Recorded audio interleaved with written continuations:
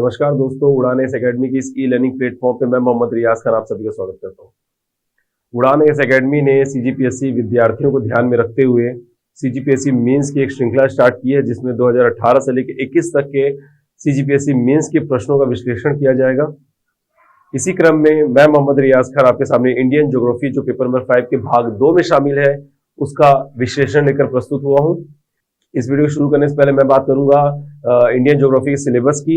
इसके अलावा मैं बात करूंगा इंडियन ज्योग्राफी के 50 नंबर में नंबर का डिस्ट्रीब्यूशन कैसे होगा, जिसमें 2 नंबर के कितने प्रश्न पूछे जाएंगे, 4 नंबर के, 8 नंबर के और 10 नंबर के कितने प्रश्न पूछे जाएंगे, उस पर चर्चा करते हुए उसके बाद हम आगे बढ़ेंगे और बात करेंगे हर एक प्रश्न के विश्लेषण की। आशा करता हूं कि आपको ये वीडियो पसंद आएगा। चलिए शुरू करते हैं। सबसे पहले आपको पता होना चाहिए कि ये जो इंडियन ज्योग्राफी है वो पेपर नंबर 5 यानी कि सामान्य अध्ययन 3 के भाग 2 में शामिल है भारत का भूगोल। और अगर सिलेबस की बात करें तो सबसे पहले भारत की भौतिक विशेषताओं में इस सिलेबस को थोड़ा बहुत मैंने अरेंज किया है अपने हिसाब से। तो भारत की भौतिक विशेषताओं में स्थिति एवं विस्तार, इसके बाद भूगर्भिक संरचना, भौतिक विभाग, अपवाह तंत्र, जलवायु और मिट्टी। इसके अलावा वनस्पति व वनों का महत्व, भारतीय वन नीति और वन संरक्षण, ये आपका भारत की भौतिक विशेषताओं के अंतर्गत आएगी। और इसके बाद जब हम मानवीय विशेषताओं की बात करेंगे तो मानवीय विशेषताओं में जनसंख्या, जनगणना, जनसंख्या वृद्धि, घनत्व व वितरण, साक्षरता, इसके अलावा जन्म दर, मृत्यु दर, शिशु मृत्यु दर पे, इसके अलावा प्रवास, व्यवसायिक संरचना और नगरीकरण, ये आपका सिलेबस का पार्ट होगा। और इसी क्रम में आगे बढ़ते हुए यहां देखेंगे कृषि की बात करें तो कृषि में भारतीय कृषि की विशेषताएं, कृषि का आधुनिकीकरण, कृषि की समस्याएं एवं नियोजन। इसके अलावा कृषिगत फसलों की बात करें तो खाद्यान्न फसल, दालें, तिलहन व अन्य फसलें एवं उनका उत्पादन एवं वितरण। इसके अलावा सिंचाई के साधन व उनका महत्व, सिंचाई बहुउद्देशीय परियोजना। और उसके बाद हरित क्रांति, श्वेत क्रांति और नीली क्रांति, ये कृषि वाले सेक्शन में आ जाएगा। इसके अलावा खनिज संसाधन की बात करें तो खनिज का भंडार, खनिज का उत्पादन और उसका वितरण। और इसी क्रम में आगे बढ़ते हुए सबसे आखिरी सेक्शन जिसमें ऊर्जा संसाधन, और ऊर्जा संसाधन में कोयला, पेट्रोलियम, तापीय विद्युत शक्ति, परमाणु शक्ति, इसके अलावा ऊर्जा के गैर परंपरागत स्रोत। और उसके बाद उद्योग की बात करें तो भारत में उद्योगों के विकास एवं संरचना, बड़े, मध्यम, लघु एवं लघुत्तर क्षेत्र, इसके अलावा कृषि, वन व खनिज आधारित उद्योग, ये हमारे इंडियन ज्योग्राफी का मेंस का सिलेबस। चलिए, तो ये रहा सिलेबस। अब हम बात करते हैं कि सीजीपीएससी मेंस के अंकों का फॉर्मेट कैसा रहेगा। चलिए, तो सीजीपीएससी मेंस की बात करें तो पेपर नंबर 3 से लेकर 7 तक का जो पेपर रहेगा उसमें हर एक पेपर को 3 भागों में बांटा गया है। भाग 1, भाग 2 और भाग 3। भाग 1 और 3 से 75 नंबर के प्रश्न पूछे जाएंगे, वहीं भाग 2 से 50 नंबर के प्रश्न पूछे जाएंगे, जिसमें टोटल नंबर हो गए आपके 200।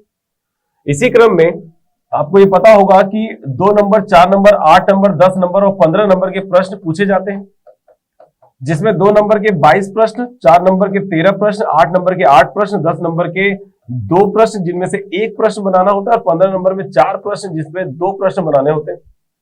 अब यहां पर आप बात समझिएगा कि पेपर भाग 1 और 3, या अब इसमें समझिएगा कि भाग 1 से लेकर 3 तक में 2, 4, 8, 10 नंबर के प्रश्न पूछे जाएंगे, लेकिन इसके अलावा 10 और 15 नंबर के प्रश्नों के लिए ये फॉर्मेट रखा गया कि भाग 2 से 10 नंबर के और भाग 1 और 3 की बात करें तो यहां से 15 नंबर के प्रश्न पूछे जाएंगे।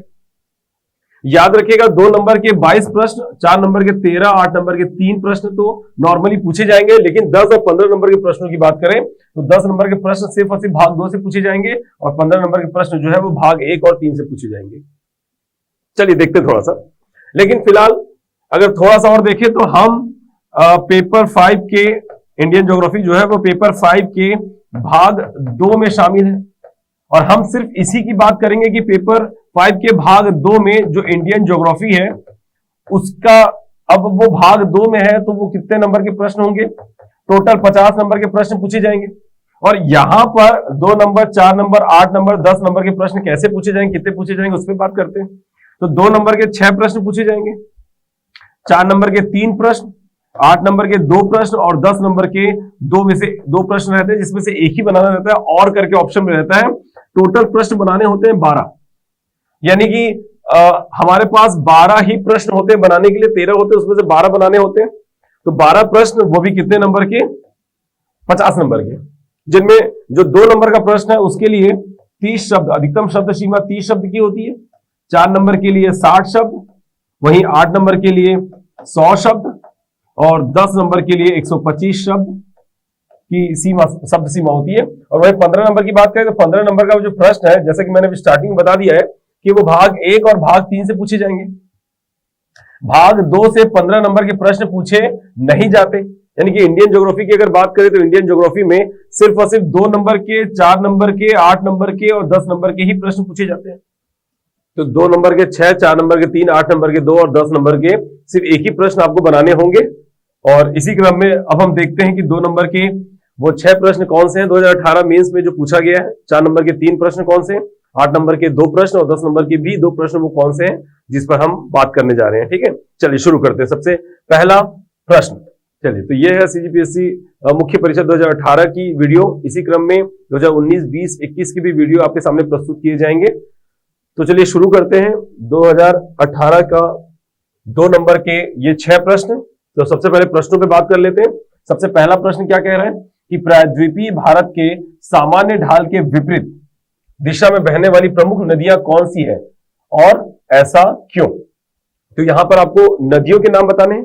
चलिए हम बात करेंगे, जब हम विश्लेषण करेंगे हर एक प्रश्न का, तब हम बात करेंगे कि कैसा प्रश्न है और उसमें क्या लिखना है। तो पहले फिलहाल प्रश्नों पे बात कर लेते हैं।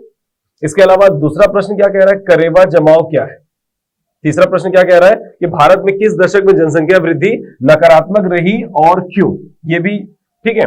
और चौथे प्रश्न की बात करें तो नील क्रांति को परिभाषित कीजिए। पांचवा प्रश्न है कि भारत में मैंग्रोव यानी कि कच्छ वनस्पति का विस्तार वितरण समझाइए।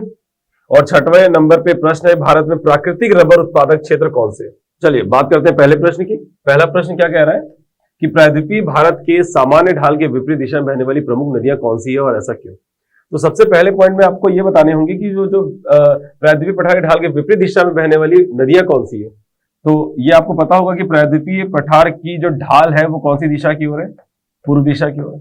और इसी पूर्व दिशा के विपरीत बोल रहा है, तो यानी कि कौन सी दिशा की ओर, पश्चिम दिशा की ओर। तो पश्चिम दिशा की ओर बहने वाली कौन सी नदियां हैं और ऐसा क्यों है कि ढाल पूर्व दिशा की ओर है और बह पश्चिम दिशा की ओर रही है। तो याद रखिए पहले तो नदी के नाम बताना है। तो मुख्य रूप से 3 नदी के नाम बताएंगे। सबसे पहले नर्मदा, ताप्ती और ये जो माही नदी है, ये किस दिशा की ओर बह रही है, प्रायद्वीपीय पठार के ढाल के विपरीत दिशा में बह रही है, यानी पश्चिम दिशा की ओर बह रही है। और सवाल यह है कि ऐसा क्यों। तो ऐसा इसलिए ताकि ढाल पूर्व दिशा की ओर है, लेकिन ये सभी नदियां किसमें बह रही है, तो भ्रंश घाटी में बह रही है।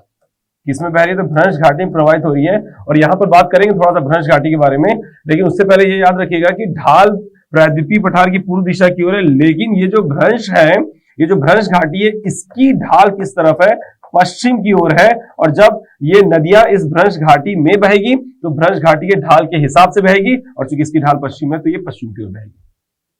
तो सबसे पहले यहां पे बताएंगे कि प्रायद्वीपीय पठार के ढाल के विपरीत दिशा में बहने वाली प्रमुख नदियां नर्मदा, ताप्ती और माही नदी है, जो भ्रंश घाटी में प्रवाहित होने की वजह से, चूंकि इसकी ढाल पश्चिम दिशा की ओर है, इसलिए ये पश्चिम की ओर प्रवाहित होती है। अब यहां पे समझिएगा कि भ्रंश घाटी क्या होता है। तो जब चट्टाने पृथ्वी के आंतरिक बल की वजह से, इंटरनल फोर्स की वजह से, जब उसमें क्या पड़ जाती है, दरार पड़ जाती है, इस दरार को ही हम क्या कहते हैं, भ्रंश। पृथ्वी के आंतरिक बल, इंटरनल फोर्स की अगर हम बात करें तो बहुत ज्यादा मत जाइए अंदर की, पृथ्वी के अंदर लगने वाले बल वो कौन सा है जिसे हम इंटरनल फोर्स कहते हैं, तो अभी उसमें जाने की जरूरत नहीं है।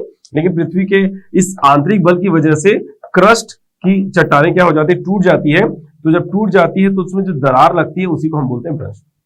तो यहां पर आप ध्यान दीजिएगा कि यहां की जो चट्टान थी, यहां पे दरार लगने की वजह से, भ्रंश होने की वजह से, या फिर समझिए कि 2 समानांतर भ्रंश होने की वजह से ये चट्टानें पूरी की पूरी टूटकर क्या हो जाती है, जमीन में धंस जाती है।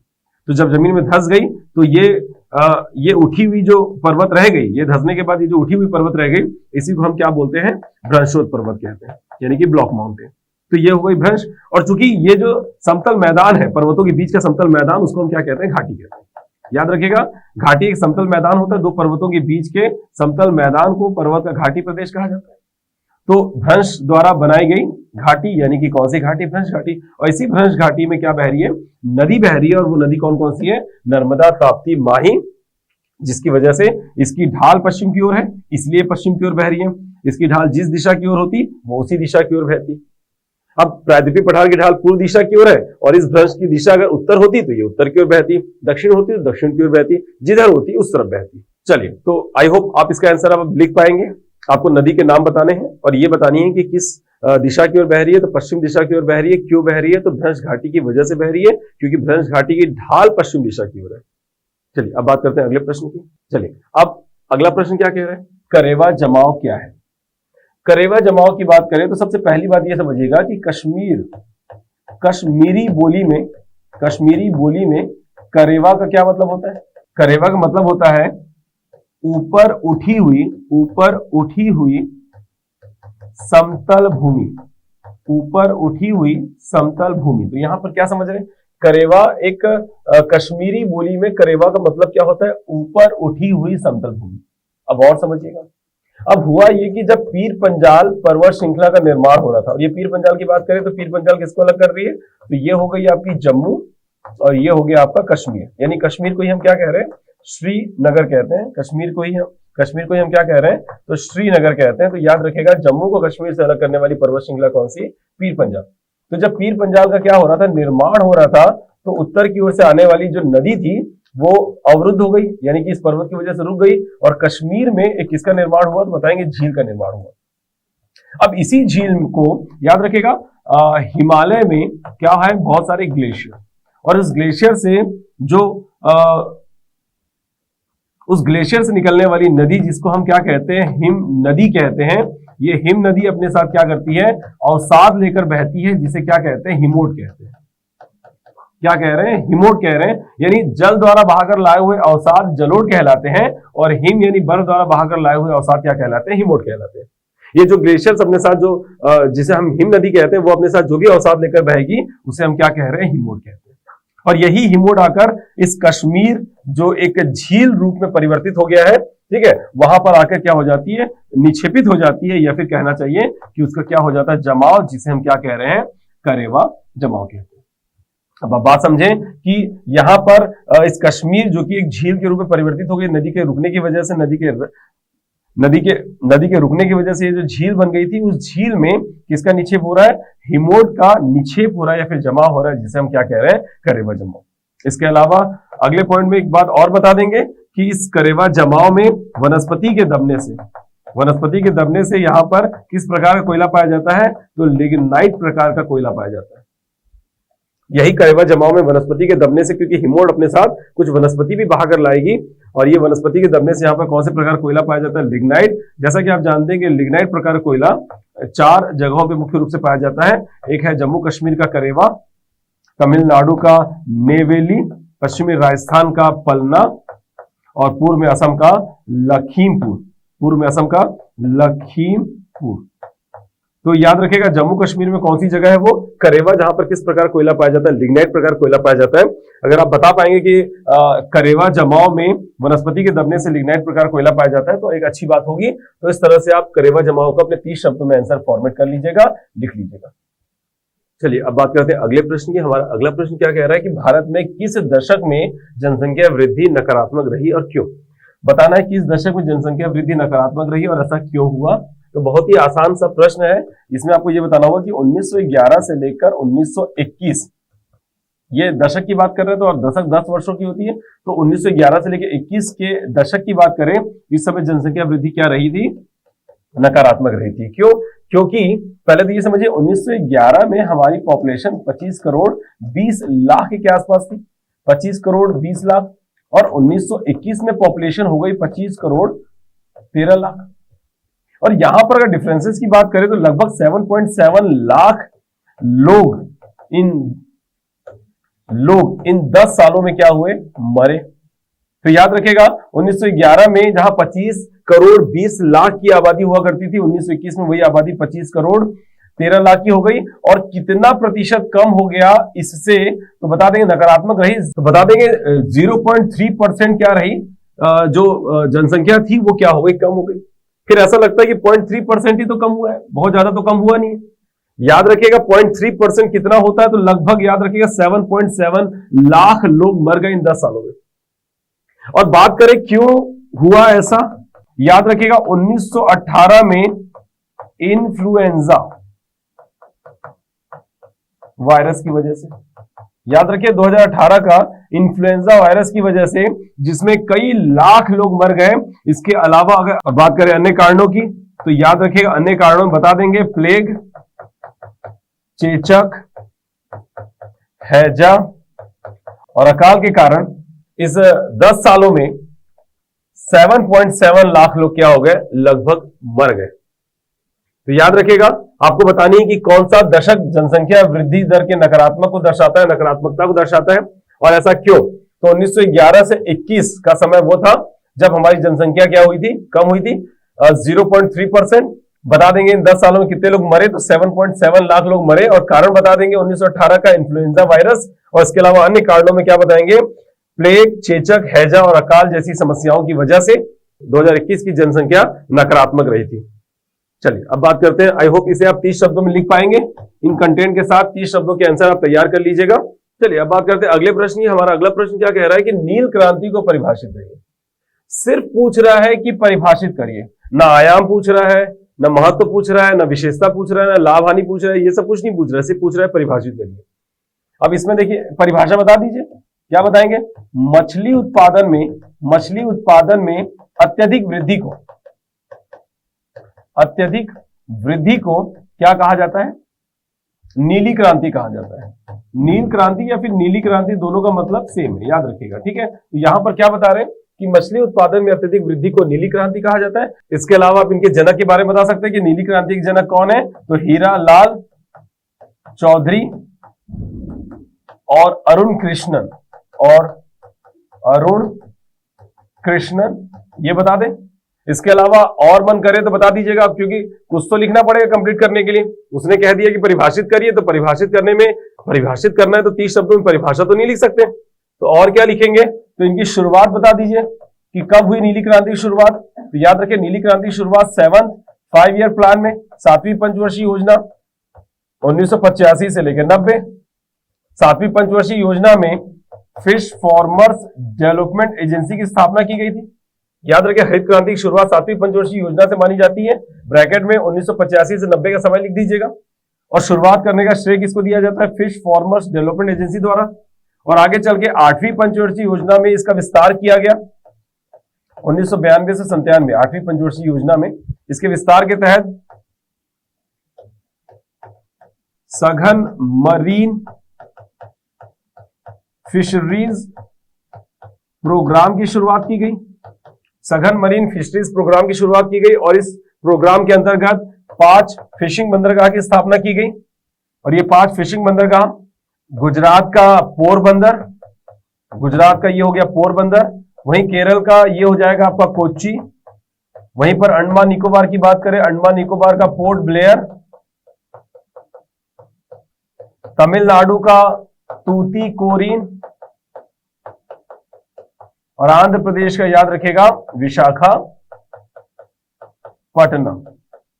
ये सारी चीजें लिखने की जरूरत नहीं, फिलहाल आप लिखेंगे कि इसकी छोटी सी परिभाषा बता दें, इनके जनक बता दें और इनकी शुरुआत बता दीजिए कि इनकी शुरुआत कब से मानी जाती है। तो 7वीं पंचवर्षीय योजना में 1985 से लेकर 90 के बीच इसकी शुरुआत मानी जाती है, जब फिश फार्मर डेवलपमेंट एजेंसी की क्या की गई थी, शुरुआत की गई थी। और आगे चल के 8वीं पंचवर्षीय योजना को भी आप बता सकते हो 1992 से लेकर 97, जब सघन मरीन फिशरीज प्रोग्राम की शुरुआत की गई कि अब समुद्र में भी मछली उत्पादन किया जाएगा, जिसके तहत 5 फिशिंग बंदरगाह की स्थापना की गई। और वो जगह याद रखिएगा पोरबंदर गुजरात का, केरल का कोच्चि याद रखिए, तमिलनाडु का तूतीकोरिन, अंडमान निकोबार का पोर्ट ब्लेयर और आंध्र प्रदेश का विशाखापट्टनम। चलिए इन कंटेंट के साथ आप नील क्रांति को 30 शब्दों में तैयार कर लीजिएगा। चलिए अब हम बात करते हैं अगले प्रश्न की। हमारा अगला प्रश्न क्या कह रहा है कि भारत में मैंग्रोव यानी कच्छ वनस्पति का वितरण समझाइए। अब यहाँ पे मैंग्रोव वनस्पति के बारे में उनके वितरण को पूछ रहा है, ध्यान दीजिएगा क्या पूछ रहा है, वितरण, डिस्ट्रीब्यूशन पूछ रहा है। इसके अलावा महत्व वगैरह कुछ नहीं पूछ रहा है, तो वितरण को हाईलाइट करना है। लेकिन उससे पहले अगर आप कुछ बता पाए, क्योंकि बहुत ज्यादा डिस्ट्रीब्यूशन आप बता नहीं सकते, लेकिन उससे पहले अगर आप बता पाए कि इसका क्षेत्रफल 4992 किलोमीटर स्क्वायर है और ये भारत के कुल क्षेत्रफल का 0.15% है। इसके अलावा आप बता पाए कि मैंग्रोव वनस्पति का सर्वाधिक विस्तार कहां पर? सुंदरवन का डेल्टा में, सुंदरवन का डेल्टा। इसके अलावा आप बता दें दूसरे नंबर पे कच्छ का रण, गुजरात, और ये जो पश्चिम बंगाल सुंदरवन का डेल्टा है वो पश्चिम बंगाल का दक्षिणी क्षेत्र है। और तीसरे नंबर पे अंडमान निकोबार। तो मैंग्रोव प्रकार की वनस्पति सर्वाधिक कहां पाई जाती है? तो ये 3 जगह बता देंगे, सुंदरवन का डेल्टा में, कच्छ के रण में, और तीसरे नंबर पे अंडमान निकोबार। इसके अलावा आप इनके अन्य विस्तार की बात करें, इनका अन्य विस्तार और कहां कहां पर है, तो यहां पर मैं एक डायग्राम बना के आपको समझा देता हूं। आप चाहे तो राज्यों के नाम के साथ लिख लें। तो पश्चिम बंगाल का तो मैंने बता ही दिया, पश्चिम बंगाल का मैंने सुंदरवन का डेल्टा बता दिया। अब बात करते हैं उड़ीसा। वहीं उड़ीसा में आप याद रखिएगा भीतरकनिका, उड़ीसा में भीतरकनिका। इसके अलावा महानदी का डेल्टाई क्षेत्र, महानदी का डेल्टाई क्षेत्र। इसके अलावा चिल्का झील, ये याद रखेंगे। इसके अलावा वहीं पर मैं आंध्र प्रदेश की बात करूं, आंध्र प्रदेश में कोरिंगा। इसके अलावा गोदावरी व कृष्णा का डेल्टाई क्षेत्र, गोदावरी कृष्णा का डेल्टाई क्षेत्र। वहीं बात करें तमिलनाडु की, तमिलनाडु में पीचावरम। इसके अलावा मुथुपेट। इसके अलावा कोचुवेली, ये याद रखें आप, क्योंकि वितरण पूछ रहा है तो आपको पूरा वितरण बताना होगा। वहीं पर अगर मैं केरल की बात करूं, केरल में याद रखिएगा वेम्बनाड झील, वेम्बनाड, और इसके अलावा कन्नूर, वेम्बनाड और कन्नूर याद रखिएगा। वहीं कर्नाटक की बात करूं, कुंडापुर। इसके अलावा गोवा की बात करें तो गोवा में, ठीक, गोवा क्षेत्र, गोवा में भी। और महाराष्ट्र की बात करें, गोवा में भी मैंग्रोव वनस्पति पाई जाती है। महाराष्ट्र की बात करें तो मुंबई याद रखेगा, मुंबई का तटीय क्षेत्र। इसके अलावा वैतरणा, और इसके अलावा रत्नागिरी, इन जगहों पे भी मैंग्रोव वनस्पति पाई जाती है। और गुजरात की बात करें तो गुजरात में जानते ही हैं कच्छ का रण। इन क्षेत्रों के साथ आप मैंग्रोव प्रकार की वनस्पति के वितरण को आप क्या करेंगे? समझाएंगे। और कोशिश करिएगा कि अगर आप क्षेत्रफल बता देते हैं तो अच्छी बात है, क्योंकि मैंग्रोव प्रकार की वनस्पति क्षेत्रफल 4992 किलोमीटर स्क्वायर, जो कुल भौगोलिक क्षेत्रफल का 0.15% है। इनके अलावा आप इनके 3 सर्वाधिक मैंग्रोव प्रकार की वनस्पति कहां पाई जाती है वो बता दीजिएगा। इसके अलावा अन्य क्षेत्रों पर भी आप अन्य क्षेत्रों की भी जगह बता दीजिएगा, तो चीजें हो जाएगी 30 शब्द के लायक। आप 30 शब्दों में इसे तैयार कर लीजिएगा, ठीक है। चलिए अब बात करते हैं अगले प्रश्न की। हमारा अगला प्रश्न क्या कह रहा है कि भारत में प्राकृतिक रबर उत्पादक क्षेत्र कौन से हैं?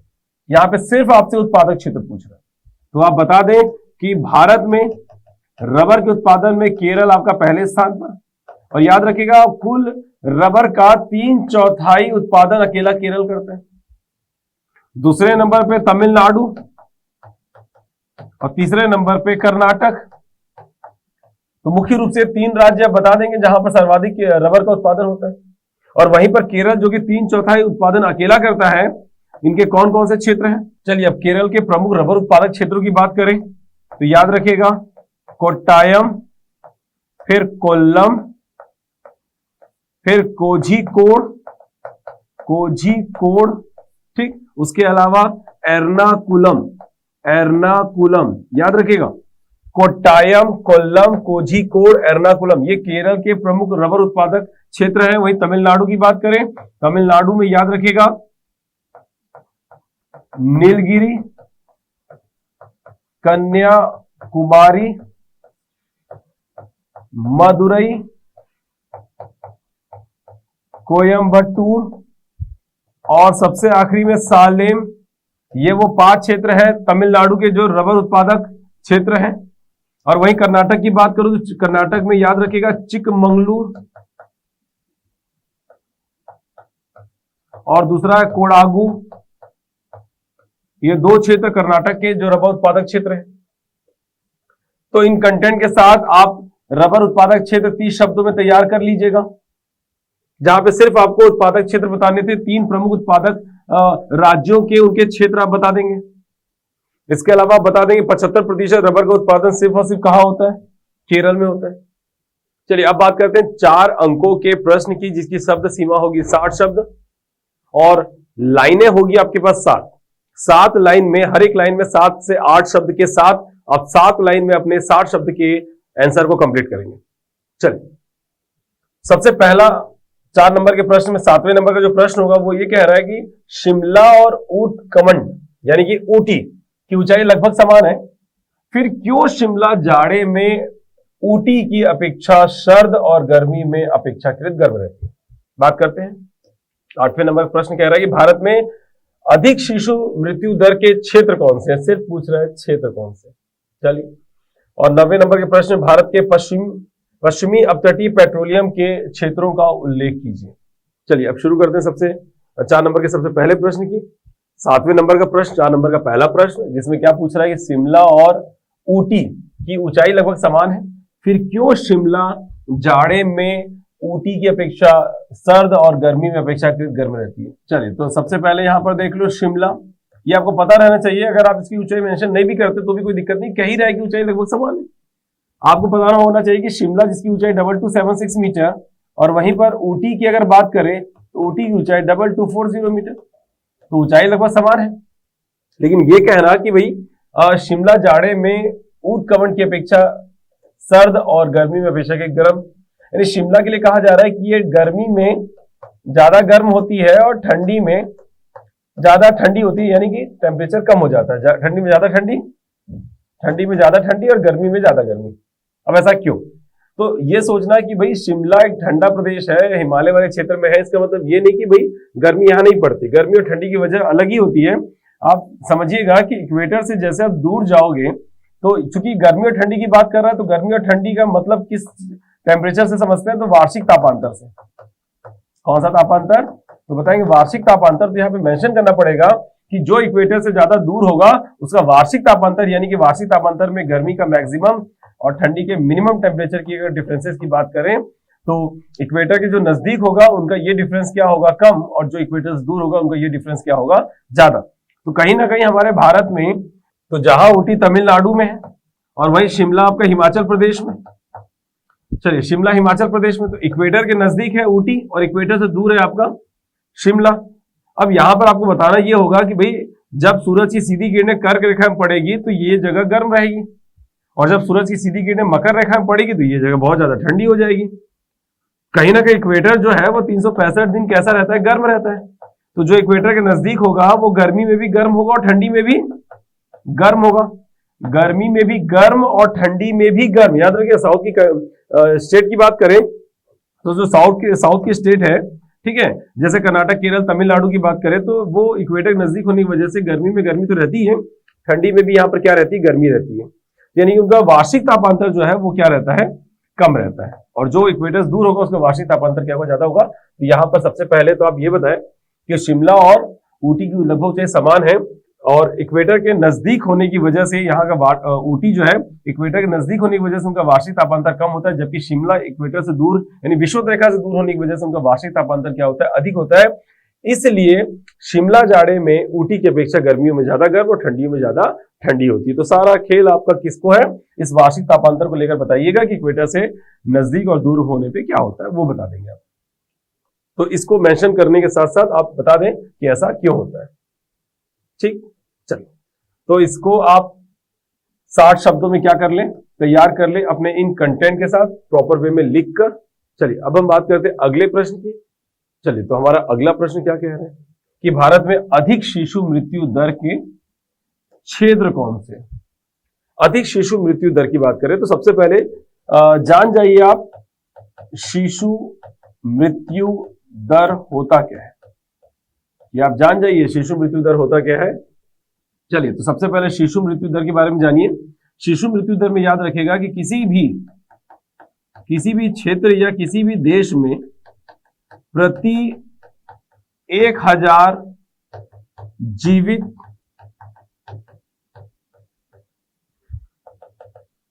जीवित जन्मे शिशुओं में, तो 1 साल या कम उम्र में मरने वाले शिशुओं की संख्या क्या समझ में आ रहा है? तो यहां पर शिशु मृत्यु दर की अगर आप एक छोटी परिभाषा बता देंगे तो ज्यादा अच्छा रहेगा, जहां पर आप बताएंगे कि किसी भी देश में प्रति 1000 जीवित जन्मे शिशुओं में से 1 साल या उससे कम की आयु में मर जाने वाले या मरने वाले शिशुओं की संख्या को क्या बोलते हैं? शिशु मृत्यु दर। याद रखिएगा, SRS 2020 के आंकड़ों के अनुसार, यानी कि नमूना पंजीकरण प्रणाली सैंपल रजिस्ट्रेशन सिस्टम के आधार पे 2020 के आधार पे ये बताया गया है कि भारत में जो शिशु मृत्यु दर है वो 30 से कम होकर कितनी हो गई है? 28 हो गई है। भारत में शिशु मृत्यु दर 30 से कम होकर कितनी हो गई है? 28 हो गई, यानी कि साल में 1000 बच्चों में 28 बच्चे क्या हो जाते हैं? मर जाते हैं 1 साल के अंदर। चलिए, अब बात करते हैं कि सर्वाधिक कहां पर है। तो सर्वाधिक है आपका मध्य प्रदेश में। मध्य प्रदेश में जहां सबसे ज्यादा शिशु मृत्यु दर है 43, और उसके बाद छत्तीसगढ़, उसके बाद ये हो गया आपका छत्तीसगढ़ और उत्तर प्रदेश, और ये हो गया आपका उत्तर प्रदेश। तो छत्तीसगढ़ उत्तर प्रदेश में कितना है? तो 38 है। उसके बाद आपका उड़ीसा और असम में, ठीक है, ये 36 है आपका। राजस्थान की बात करें तो वहां 32, और उसके बाद बात करें हरियाणा की तो वहां पर है आपका 28। तो ये वो राज्य है जो घटते क्रम में है शिशु मृत्यु दर, और ये वो क्षेत्र है जहां पर सबसे अधिक शिशु मृत्यु दर देखने को मिलता है। इसके अलावा शिशु मृत्यु दर के अगर कारणों की बात करें कि कौन कौन से ऐसे कारण हैं जिससे शिशु मृत्यु दर क्या हो रही है? बढ़ रही है। तो सबसे पहला, समय से पहले या फिर कम वजन के बच्चे का जन्म। तो जो बच्चे समय से पहले पैदा हो जाते हैं या फिर जिनका कम वजन होता है, वो मरने के चांसेस उनके ज्यादा बढ़ जाते हैं। इसके अलावा निमोनिया, डायरिया और अन्य संक्रमण बीमारी की वजह से बच्चे की मृत्यु हो जाती है। इसके अलावा जन्म के समय बच्चे के दम घुटने से, इसके अलावा चोट लगने से भी बच्चे की मृत्यु हो जाती है। चलिए, इन कारणों से शिशु मृत्यु दर की संख्या क्या होती जा रही? बढ़ती जा रही है। तो यहां पर जब आप आंसर लिखेंगे तो शिशु मृत्यु दर को परिभाषित कर दीजिएगा। इसके अलावा आप SRS 2020 के अनुसार जो नवीनतम आंकड़े हैं उन आंकड़ों के साथ आगे जाइएगा कि भारत में शिशु मृत्यु दर कितना हो गया? प्रति 1000 में 28, और सर्वाधिक शिशु मृत्यु दर वाले राज्य जो है उनके नाम बता देंगे क्योंकि पूछ रहा है क्षेत्र। इसके अलावा कारण बता सकते हैं तो कारण भी बता दीजिएगा कि किन कारणों से शिशु मृत्यु दर बढ़ रही है। चलिए, अब बात करते हैं अगले प्रश्न की। हमारा अगला प्रश्न क्या कह रहा है कि भारत के पश्चिमी अपतटीय पेट्रोलियम के क्षेत्रों का उल्लेख करिए। याद रखिएगा, पेट्रोलियम क्षेत्रों की बात करें तो ये असम घाटी तेल क्षेत्र, ब्रह्मपुत्र वाला, गुजरात तट तेल क्षेत्र, पश्चिम अपतटीय तेल क्षेत्र, पूर्वी अपतटीय तेल क्षेत्र, ये 4 प्रकार के तेल क्षेत्र होते हैं जनरली। उसमें पूछ किसके बारे में रहा है? पश्चिम अपतटीय तेल क्षेत्र के बारे में। तो यहां पर जब आप आंसर लिखेंगे आप बताएंगे कि ये भारत का सबसे बड़ा, न केवल सबसे बड़ा बल्कि सबसे समृद्ध क्या है? तेल क्षेत्र। याद रखिएगा, 1976 में इस पश्चिम अपतटीय तेल क्षेत्र, अब यहां पे शब्द समझिए अपतटीय, ये आपको पता होना चाहिए कि अपतटीय का मतलब क्या होता है। तो ये सब चीजें क्लियर रहेगी तो आप डायरेक्टली इनके क्षेत्रों का क्या करेंगे? उल्लेख करेंगे। और ज्यादा कुछ पूछ नहीं रहा है इसमें, बस आपको पेट्रोलियम क्षेत्र के बारे में बताना है, पश्चिम अपतटीय पेट्रोलियम क्षेत्र के बारे में। तो 1976 में पश्चिम अपतटीय तेल क्षेत्र की खोज होने के बाद क्या बोला जाए, पेट्रोलियम उत्पादन में क्रांति आ गई। पेट्रोलियम उत्पादन में क्या आ गई? क्रांति आ गई। क्यों? क्योंकि जहां 1980 से लेकर 81 के समय 1980-81 के समय सिर्फ 50 लाख टन पेट्रोलियम का उत्पादन होता था, वहीं पर 2005-6 के फाइनेंशियल ईयर में 208 लाख टन क्या होने लगा, पेट्रोलियम का उत्पादन होने लगा। और सिर्फ किस वजह से, इस पश्चिम अपतटीय तेल क्षेत्र की वजह से। और ये खोजा कब गया, 1976 में। और ये भारत का सबसे बड़ा और सबसे समृद्ध क्या है, आपका तेल क्षेत्र है। इसके अलावा बताएंगे कि भारत का 58% पेट्रोलियम का उत्पादन इसी पश्चिम अपतटीय तेल क्षेत्र से होता है। और इसके अंतर्गत दो क्षेत्र आते हैं, पहला आएगा आपका बंबई हाई तेल क्षेत्र, और दूसरा है आपका बसीन तेल क्षेत्र। अब यहां पे बंबई हाई की बात करें तो बंबई हाई जिसकी खोज कब की गई, 1976 में की गई। और ये कहां पर है तो बता दीजिएगा, मुंबई के उत्तर पश्चिम में, मुंबई के उत्तर पश्चिम में 176 किलोमीटर की दूरी पर, मुंबई के उत्तर पश्चिम में 176 किलोमीटर की दूरी पर। चलिए, इसका निर्माण कब हुआ तो बता दीजिएगा, तृतीय काल में। तृतीय काल याद रखिएगा, तृतीय काल उस काल को बोलते हैं जब हिमालय का निर्माण हुआ।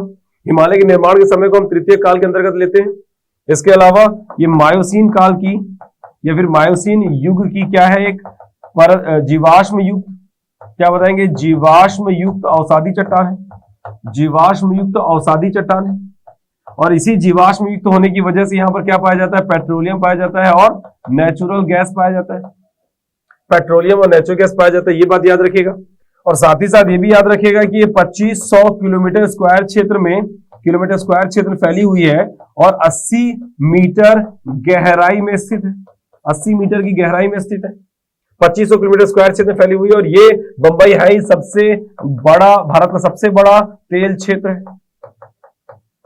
भारत का सबसे बड़ा तेल क्षेत्र बंबई हाई 1976 में खोज की गई। मुंबई के उत्तर पश्चिम में स्थित है, 176 किलोमीटर दूरी पर है, तृतीय काल से संबंधित है, मायोसीन युग से संबंधित है, जीवाश्म युक्त अवसादी चट्टानें पाई जाती हैं और 2500 किलोमीटर स्क्वायर क्षेत्र में फैली हुई है, 80 मीटर की गहराई पर स्थित है। वहीं पर बसीन तेल क्षेत्र की बात करें तो ये आपका बंबई हाई से, ये आपका बंबई हाई से, ठीक है, दक्षिण पश्चिम में स्थित है। बंबई हाई से दक्षिण पश्चिम में स्थित है, ये याद रखिएगा। और याद रखिएगा कि ये 1900 मीटर की गहराई में स्थित है। कितनी गहराई पर, जहां ये 80 मीटर की गहराई पे था वहीं पर ये 1900 मीटर की गहराई पे स्थित है। तो याद रखिएगा, 1900 मीटर की गहराई बता दीजिएगा। तो ये दो मुख्य पेट्रोलियम क्षेत्र है आपका, कहां का, पश्चिम अपतटीय तेल क्षेत्र का, ये याद रखिएगा। इसके अलावा गुजरात का अंकलेश्वर भी आ जाता है, तो वो सब नहीं भी बताएं तो भी चल जाएगा। ये 2 पॉइंट आप जरूर बताएंगे। चलिए अब बात करते हैं अगले प्रश्न की।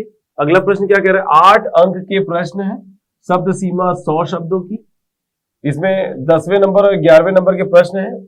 इसमें क्या पूछ रहा है कि उत्तर भारत के मैदानी क्षेत्र में नहरों द्वारा सिंचाई करने हेतु कौन सी भौगोलिक परिस्थितियां सहायक है, ये याद रखेंगे।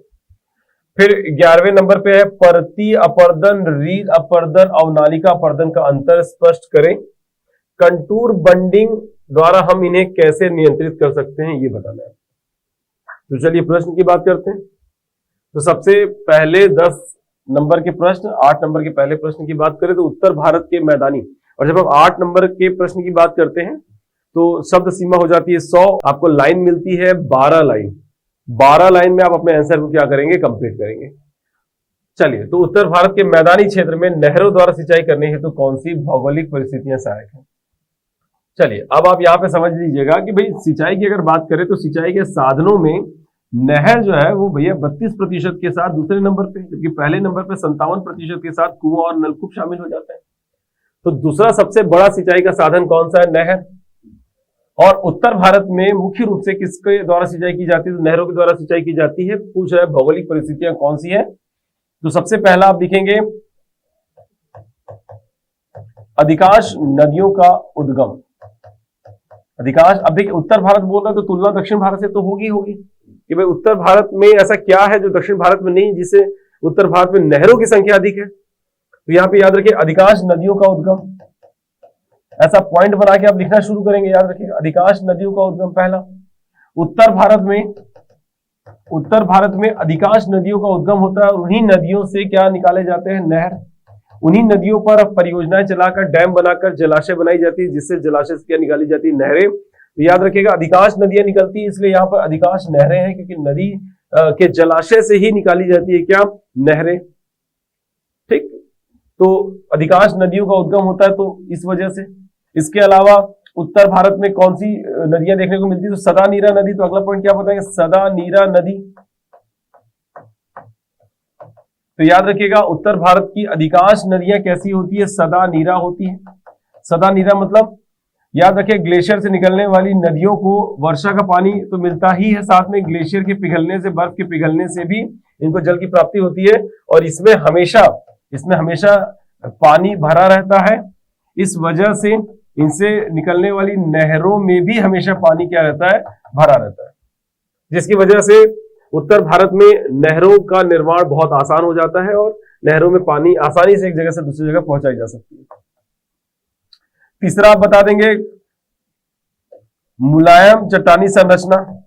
मुलायम चट्टानी संरचना क्या बताएंगे, मुलायम चट्टानी संरचना। अब बात मुलायम की हो गई है, तो याद रखिएगा जहां दक्षिण भारत का निर्माण आग्नेय चट्टानों से हुआ है, या दक्षिण भारत में आग्नेय चट्टानें पाई जाती है, वहीं पर उत्तर भारत में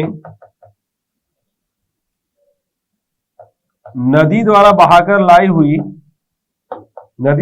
लाई हुई अवसादी चट्टानें पाई जाती हैं, और कहीं ना कहीं अवसादी चट्टानें आग्नेय चट्टानों से मुलायम होती है।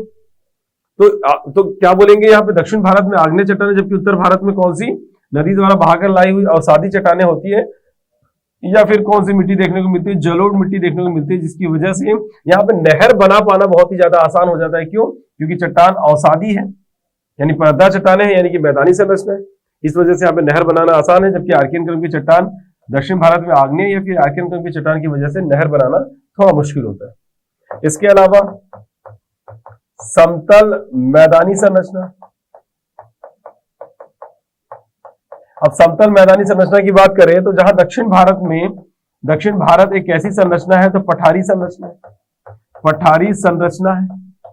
ठीक, वहीं पर उत्तर भारत जो है एक समतल संरचना होने की वजह से, या समतल मैदानी संरचना होने की वजह से यहां पर नहरों का जो विकास है वो आसानी से हो जाता है। इसलिए सबसे ज्यादा नहर उत्तर भारत में, सबसे ज्यादा सिंचाई जो है वो नहरों से की जाती है। तो ये आप कुछ 4 पॉइंट के साथ अपने आंसर को क्या कर लीजिएगा, कंप्लीट कर लीजिएगा। चलिए अब बात करते हैं अगले प्रश्न की। हमारा अगला प्रश्न है परती अपर्दन, रील अपर्दन और अवनालिका अपर्दन का अंतर स्पष्ट करें, और कंटूर बंडिंग द्वारा हम इन्हें कैसे नियंत्रित कर सकते हैं। तो आप शुरू हो जाइए। सबसे पहला क्या लिखने की, परती अपर्दन, फिर आप बताएंगे रील अपर्दन, और उसके बाद आप बताएंगे अवनालिका अपर्दन। तो यहां पर आप परतीय अपर्दन में क्या बताएंगे कि भाई अत्यधिक वर्षा द्वारा जल बहाव के कारण मृदा की ऊपरी परत जो है वो कटकर बह जाती है, जिसे कौन सा अपर्दन कहते हैं, लेयर्ड इरोजन कहते हैं, यानी कि परतीय अपर्दन कहते हैं। तो जब वर्षा अधिक होगी, तो वर्षा अधिक होने की वजह से जो बारीक मिट्टियां होती है, जो मिट्टी को उपजाऊ बनाती है, जिसकी जल धारण क्षमता अधिक होती है, वो बारीक मिट्टी उस वर्षा अधिक होने की वजह से पानी साथ बह जाती है। वहीं रील अपर्दन की बात करूं तो नदियों द्वारा या नदी द्वारा, वो भी कौन सी भूमि पे, ढालदार भूमि पे, जहां पे स्लोप थोड़ा ज्यादा हो। तो नदी द्वारा ढाल भूमि पर क्या होता है कि गहरी नालियों का निर्माण होता है, और ऐसा क्यों, क्योंकि जहां पर मृदा, याद रखिएगा जहां पर वनों की क्या की गई हो, कटाई की गई हो, जहां पे कोई वन नहीं है, कोई पेड़ पौधे नहीं है जो मृदा को बांध करके रखे, जैसे कि चंबल का मैदान। आगे चल के आपको बताऊंगा कि चंबल के मैदान में अवनालिका अपर्दन की वजह से वो किसमें परिवर्तित हो गई, बीहड़ में परिवर्तित हो गई। याद रखिएगा जहां पर वनों की कटाई कर दी जाती है, वहां पर कोई चीज नहीं होती जो मृदा को बांध करके रखेगी, तो नदी क्या कर देती है, उसका अपर्दन कर देती है। तो नदियों द्वारा अपर्दन को ये रील और अवनालिका अपर्दन के अंतर्गत देख सकते हैं, जहां छोटे सिनेरियो में रील अपर्दन और बड़े सिनेरियो में कौन सा अपर्दन होता है, अवनालिका अपर्दन। जहां नदी इन ढालदार भूमि पर ये आपकी नालियों का निर्माण करती है, उसे कौन सा अपर्दन कहते हैं, रील। और यहीं पर अगर आप समझे कि नदी जो है अपने प्रवाह के दौरान गहरी नालियों का अगर निर्माण करेगी, गहरी नालियों का निर्माण करेगी, तो वो कौन सा अपर्दन कहलाएगा? अवनालिका अपर्दन कहलाएगा।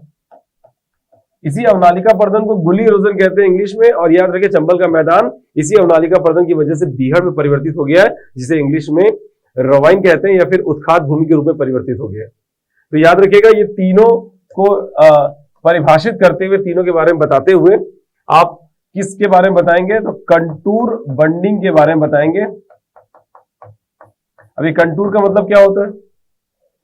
कंटूर का मतलब समझिएगा कि सी लेवल से समान ऊंचाई के दो बिंदु या दो स्थानों को मिलाने वाली समतल भूमि को क्या कह रहे हैं? कंटूर कहते हैं। क्या बोले? सी लेवल से समान ऊंचाई के दो जगहों को या दो बिंदुओं को मिलाने वाली समतल भूमि क्या कहलाती है? दो जगहों को मिलाने वाली समतल भूमि क्या कहलाती है? तो कंटूर कहलाती है। और वहीं पे बंडिंग का मतलब क्या होता है? बंडिंग का मतलब होता है जब उस समतल जमीन पर क्या बना दिए जाते हैं? मेड़ बना दिए जाते हैं, ताकि पानी को क्या कर सके? रोक सके। उसे हम बोलते हैं बंडिंग। ठीक है, मेड़ बना के पानी को रोकना क्या कहलाता है? बंडिंग कहलाता है।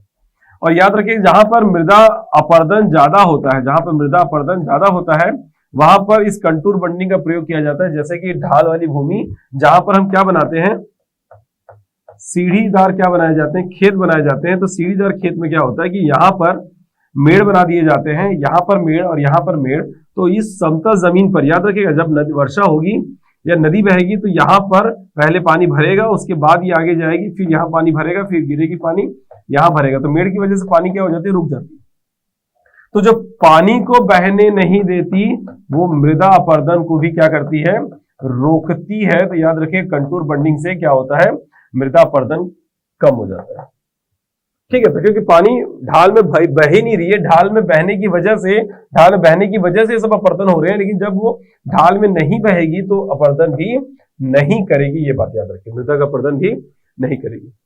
तो कहीं ना कहीं पर्तीय रील और अवनालिका अपरदन बताने के साथ साथ कंटूर बंडिंग को भी थोड़ा सा आप डिफाइन करते हैं, तो ये इसके आंसर अच्छे आंसर हो जाएंगे। तो आप इसे भी तैयार कर लीजिएगा 100 शब्दों में।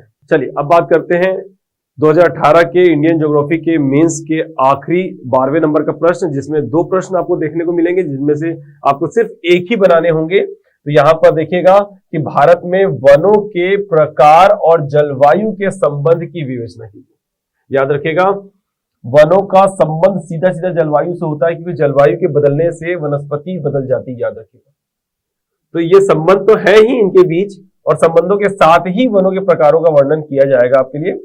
और यहाँ पे भारत में साक्षरता के प्रादेशिक विभिन्नता एवं उत्तरदायी कारकों की व्याख्या कीजिए।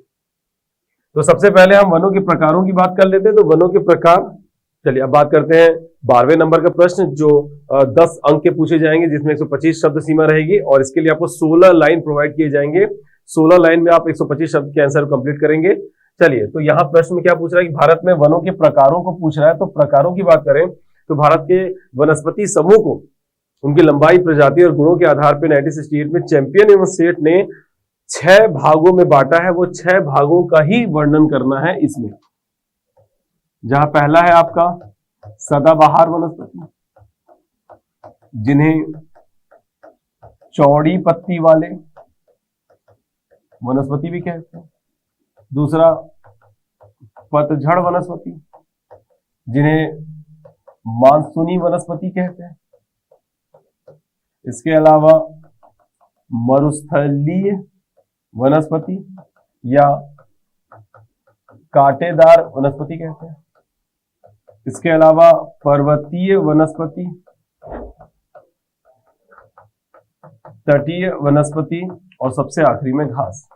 तो ये जो आपके 6 प्रकार हैं, इन 6 प्रकारों के साथ ही आप अपने आंसर कंप्लीट करेंगे। तो यहां पर सदाबहार वनस्पति, इसको अगेन 2 भागों में बांटा गया है।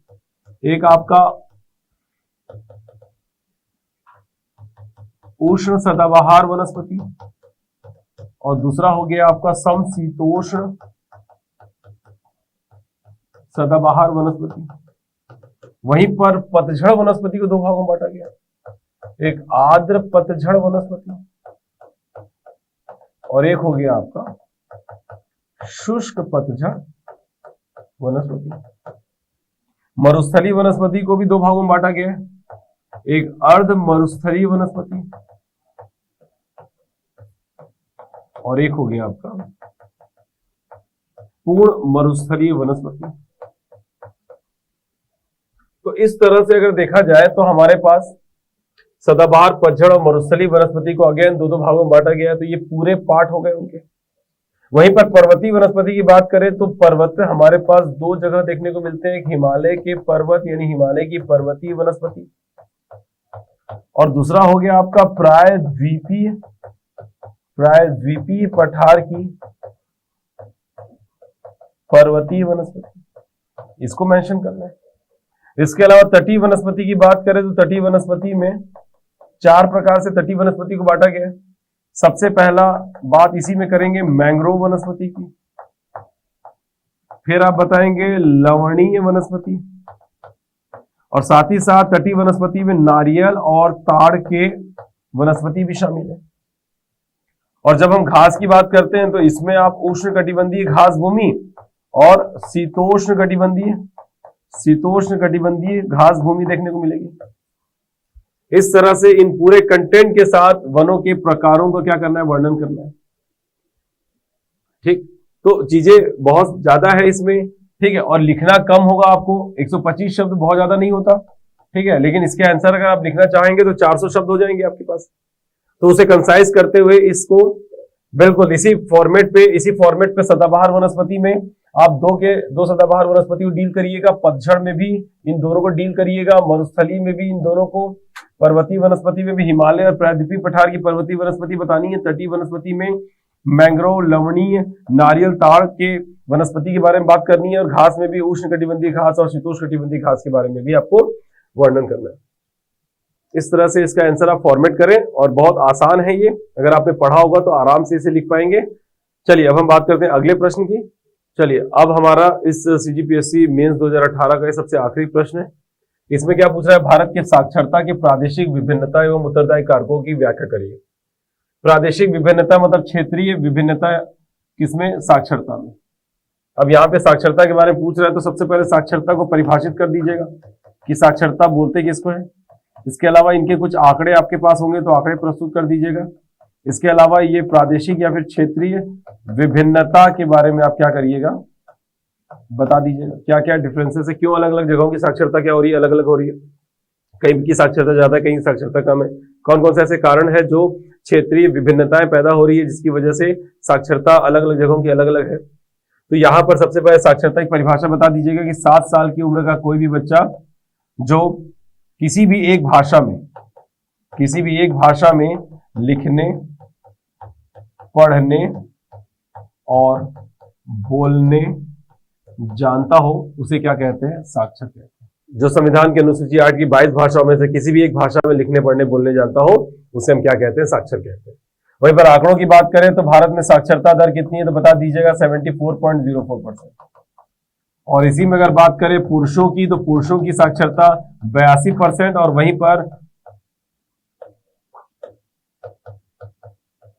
महिलाओं की साक्षरता 65% लगभग। तो पुरुषों की साक्षरता ज्यादा है, महिलाओं की साक्षरता कम है। तो ये महिलाओं की साक्षरता भी क्यों कम है उस पर भी बात कर लीजिएगा। इसके अलावा सर्वाधिक साक्षरता वाले अगर राज्यों की बात करें तो सर्वाधिक साक्षरता वाले राज्यों में केरल 94% के साथ केरल पहले स्थान पर। इसके अलावा मिजोरम और तीसरे नंबर पे गोवा। और वहीं पर न्यूनतम अगर साक्षरता की बात करें, न्यूनतम साक्षरता में बिहार, वहीं पर न्यूनतम साक्षरता में बिहार हो गया। उसके बाद अरुणाचल प्रदेश और तीसरे नंबर पे क्या बता देंगे, राजस्थान। वहीं तीसरे नंबर पे क्या बताएंगे, राजस्थान बता देंगे आप। तो कहीं ना कहीं साक्षरता के ये आंकड़े आप बताने के बाद आप क्षेत्रीय विभिन्नताओं के बारे में देखें कि क्या क्या वो कारण है जिसकी वजह से डिफरेंसेस देखने को मिल रहे हैं अलग अलग जगहों पे साक्षरता की। सबसे पहले जागरूकता की कमी, लोग जागरूक नहीं है कि अपने बच्चे को पढ़ाएं। लोग अपने बच्चों को पढ़ाना ही नहीं चाहते। इसके अलावा गरीबी, एक वजह गरीबी भी है जिसकी वजह से लोग अपने बच्चे को पढ़ा नहीं पा रहे हैं। याद रखिएगा, गरीबी भी एक वजह हो सकती है जिसकी वजह से लोग अपने बच्चे को पढ़ा नहीं पा रहे हैं। इसके अलावा जनसंख्या की अधिकता, पॉपुलेशन जैसे जैसे बढ़ते जा रहे हैं, कहीं ना कहीं स्कूलों की संख्या क्या होती जा रही, कम, और सभी बच्चे पढ़ नहीं पा रहे हैं या सभी बच्चों को प्रॉपर वे में शिक्षा दी नहीं जा पा रही है। यहां पे एक बात और समझिएगा, विद्यालयों की कमी भी हो सकती है। विद्यालयों की कमी भी एक वजह हो सकती है साक्षरता के कम होने की, कि गांव में आज भी विद्यालयों की या विद्यालय ना होने की वजह से गांव के बच्चे पढ़ नहीं पा रहे हैं और शहर जाना उनके लिए पॉसिबल है नहीं, तो विद्यालयों की कमी। इसके अलावा सरकार द्वारा इनकी शिक्षा को लेकर कोई ठोस कदम ना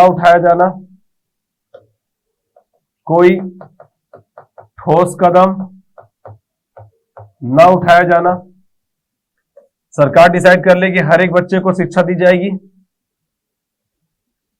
और उसके लिए कोई ठोस कदम उठाए तो साक्षरता बढ़ेगी। इसके अलावा एक वजह और भी हो सकती है, शौचालयों की कमी। याद रखें, शौचालय की कमी भी स्त्रियों को शिक्षा में पीछे रखती है। याद रखिएगा, जिन विद्यालयों में शौचालय नहीं है उन जगहों पे महिलाएं जनरली स्कूलों में नहीं जाती। याद रखिएगा, तो शौचालयों की कमी भी कहीं ना कहीं साक्षरता को प्रभावित कर रही है। तो इन पॉइंट्स के साथ अपने आंसर को लेकर आगे बढ़िएगा। चलिए, तो ये रहा हमारा विश्लेषण 2018 सीजीपीएससी मेंस इंडियन ज्योग्राफी का। आशा करता हूं कि वीडियो आपको पसंद आए। इसी के साथ मैं इसे समाप्त करता हूं। धन्यवाद, टेक केयर, ख्याल रखिएगा और इसी तरह से तैयारी करते रहिएगा और हमसे जुड़े रहिएगा। धन्यवाद, टेक केयर, ख्याल रखिएगा।